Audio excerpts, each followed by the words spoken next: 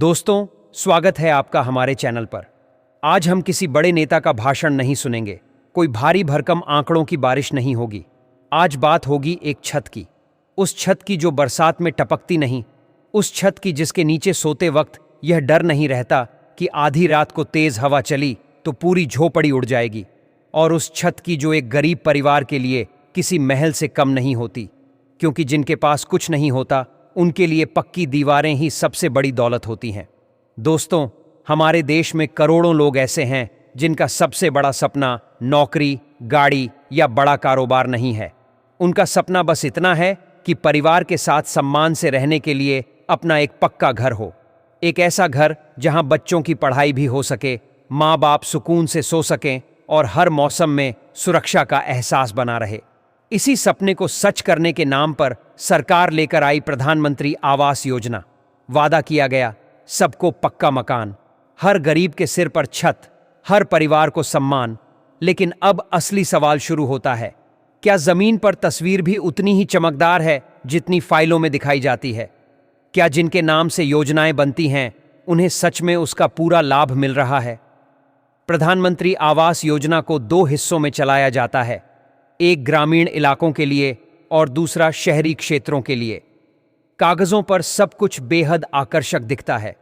कहा जाता है कि सरकार गरीब परिवार को आर्थिक मदद देती है, घर बनाने के लिए किस्तों में पैसा देती है और मकान की रजिस्ट्री महिला के नाम पर करके उसे सम्मान और सुरक्षा प्रदान करती है। सुनने में सब कुछ बेहद सकारात्मक और भरोसा दिलाने वाला लगता है, लेकिन असली कहानी यहीं से शुरू होती है। गांवों में आज भी हजारों परिवार ऐसे हैं जिनका नाम सूची में तो दर्ज है, लेकिन पैसा आज तक उनके बैंक खाते में नहीं पहुंचा। कहीं पहली किस्त आ गई तो दूसरी किस्त महीनों से अटकी हुई है। कहीं नींव डाल दी गई, दीवारें आधी खड़ी हैं, लेकिन छत अब भी अधूरी है। और सबसे दर्दनाक बात यह है कि जो सच में सबसे ज्यादा जरूरतमंद हैं, जिनके पास रहने के लिए एक पक्का कमरा भी नहीं है, उनके नाम अक्सर सूची में दिखाई ही नहीं देते। क्यों नहीं दिखाई देते? कभी सर्वे के समय नाम दर्ज नहीं हुआ, कभी पंचायत में सही पहचान या सिफारिश नहीं थी, और कभी किसी और की फाइल ज्यादा मजबूत निकल गई। कागजों में पात्रता की शर्तें साफ हैं, लेकिन जमीन पर हालात अक्सर अलग कहानी बयां करते हैं। योजना में यह भी कहा गया कि घर के साथ शौचालय होगा, बिजली होगी, पानी की सुविधा होगी, यानी सिर्फ 4 दीवारें नहीं बल्कि एक सम्मानजनक जीवन का पूरा ढांचा तैयार किया जाएगा। लेकिन कई जगह हकीकत यह है कि घर तो बन गया पर पानी की लाइन आज तक नहीं पहुंची, बिजली का खंभा दूर खड़ा है, कनेक्शन का इंतजार जारी है, और शौचालय कभी कभी सिर्फ फोटो खिंचवाने तक सीमित रह जाता है। अब अगर शहरों की बात करें तो तस्वीर और भी जटिल हो जाती है। झुग्गियों में रहने वाले मजदूर, दिहाड़ी पर काम करने वाले लोग, रोज कमाने और रोज खाने वाले परिवार, उनके लिए अपना घर आज भी एक अधूरा सपना है। उनकी आधी कमाई किराए में चली जाती है, बाकी से घर चलाना मुश्किल हो जाता है। आवास योजना के तहत मिलने वाली सब्सिडी और लोन की प्रक्रिया इतनी जटिल है कि एक गरीब आदमी फॉर्म भरते भरते ही थक जाता है। योजना में कहा गया कि सरकार सब्सिडी देगी, बैंक से लोन दिलाएगी, आसान शर्तों पर घर दिलाएगी। लेकिन जब वही गरीब आदमी उम्मीद लेकर बैंक की चौखट पर पहुंचता है तो सबसे पहला सवाल उससे यही पूछा जाता है, उसकी आय का प्रमाण क्या है, उसकी स्थायी नौकरी कहाँ है, गारंटी कौन देगा? और यहीं से एक नई चुनौती शुरू हो जाती है जो उसके सपने और हकीकत के बीच दीवार बनकर खड़ी हो जाती है। और जब बैंक काउंटर पर खड़े उस गरीब मजदूर से पूछा जाता है, इनकम प्रूफ कहाँ है, गारंटी कौन देगा, तब उसका सपना वहीं लड़खड़ा जाता है।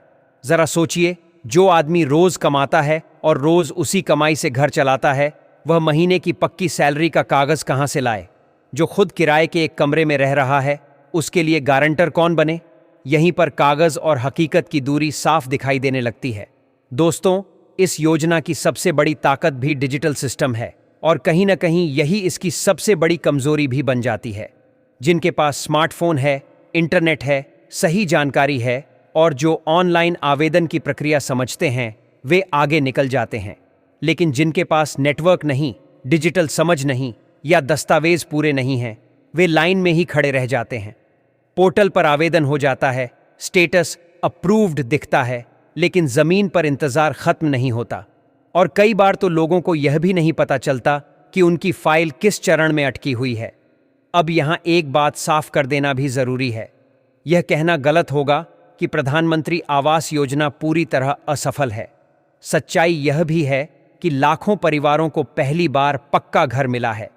कई महिलाओं के नाम पहली बार संपत्ति दर्ज हुई है, जिससे उन्हें सामाजिक और आर्थिक सुरक्षा मिली है। कई बच्चों ने पहली बार टीन की छत नहीं बल्कि सीमेंट की मजबूत छत के नीचे बैठकर पढ़ाई की है। कई परिवारों ने पहली बार यह महसूस किया है कि अब हर बारिश में डरने की जरूरत नहीं। लेकिन असली सवाल फिर भी वहीं खड़ा है। क्या यह योजना वहां तक पहुंची है जहां इसकी सबसे ज्यादा जरूरत थी? क्या जिनके पास सच में कुछ नहीं था उन्हें प्राथमिकता मिली? क्या यह योजना राजनीति से ऊपर उठकर सच में गरीबी से लड़ने का हथियार बन पाई? या फिर कई जगह यह भी पोस्टर, फोटो और भाषणों तक सीमित होकर रह गई? अगर सरकार सच में चाहती है कि हर गरीब के सिर पर पक्की छत हो, तो सिर्फ योजना घोषित कर देना काफी नहीं है। जरूरत है पारदर्शी सर्वे की, ताकि असली जरूरतमंद की पहचान हो सके। जरूरत है ईमानदार पंचायत और स्थानीय तंत्र की, जो सिफारिश नहीं बल्कि पात्रता के आधार पर नाम जोड़े। और सबसे जरूरी है एक जवाबदेह सिस्टम, जहां अगर किसी की किस्त अटकती है तो उसे महीनों चक्कर न लगाने पड़े, बल्कि समय पर समाधान मिले। क्योंकि घर सिर्फ ईंट, रेत और सीमेंट का ढांचा नहीं होता। घर सम्मान होता है, घर सुरक्षा होता है, घर एक बच्चे के भविष्य की नींव होता है। और अगर किसी देश का गरीब सुरक्षित है तो समझिए उस देश की नींव मजबूत है। लेकिन अगर गरीब आज भी इंतजार में है तो हमें सवाल पूछने का हक भी है और जिम्मेदारी भी। अब सवाल आपसे है, क्या आपके गांव या शहर में प्रधानमंत्री आवास योजना सही तरीके से लागू हुई है? क्या सच में किसी जरूरतमंद को उसका हक मिला है? या फिर आज भी लोग सूची, सर्वे और किस्त के इंतजार में हैं? कमेंट में जरूर बताइए, क्योंकि आपकी आवाज ही असली सर्वे है। अगर आपको यह बात सच्ची और जरूरी लगी हो तो वीडियो को लाइक कीजिए, अपने दोस्तों तक शेयर कीजिए और चैनल को सब्सक्राइब करना मत भूलिए। क्योंकि जब तक सवाल जिंदा हैं, तब तक लोकतंत्र भी जिंदा है। हम फिर मिलेंगे एक नए मुद्दे के साथ, लेकिन तब तक सोचिए, क्या हर सिर पर छत का सपना सच में पूरा हो पाया है या अभी सफर बाकी है?